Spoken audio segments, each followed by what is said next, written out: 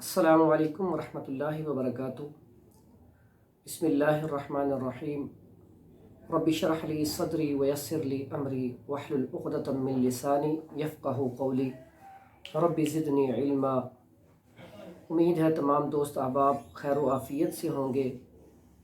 अल्लाह ताला सबके इल्म में, अमल में, रिज़्क़ में, इज़्ज़त में अल्लाह ताला इज़ाफ़ा फ़रमाए।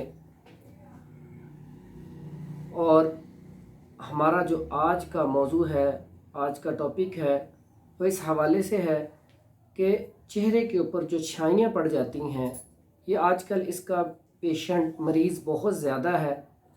तो आज इस हवाले से गुफ्तगू करनी है। उसमें ये जो सबसे ज़्यादा इशू है हमारी ख़ुराक की वजह से है।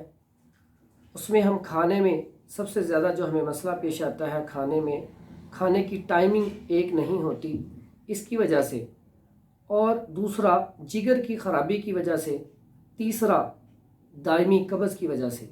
तो यहाँ पे हमने सिर्फ इतना ज़िक्र करना है कि कौन सी ग़िज़ाएँ हैं जो आप इस्तेमाल करें तो आपके चेहरे की छाइयाँ भी ख़त्म होंगी और खून भी, जो आपके अंदर खून की किल्लत होती है, कमी होती है, वो भी पूरी हो जाएगी इंशाअल्लाह। तो उसमें बड़ा आसान सा नुस्खा है, अगर आप उसके ऊपर अमल कर लें तो इंशाअल्लाह आपका ये जो मसला है ये क्लियर हो जाएगा।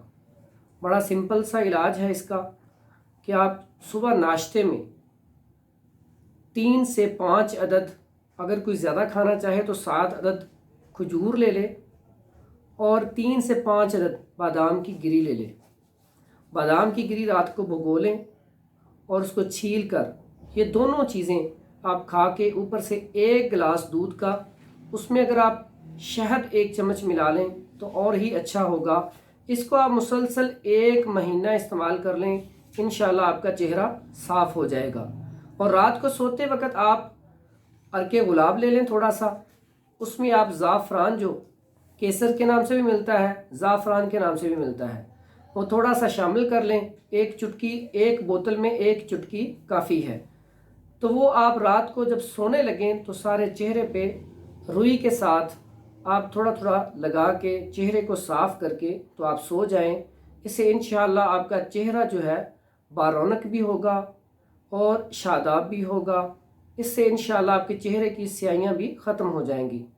और इसी तरह जिस तरह आप पहले भी हमारे चैनल को सब्सक्राइब करते हैं, इसी तरह हमारे चैनल को आप ज़्यादा से ज़्यादा सब्सक्राइब करें।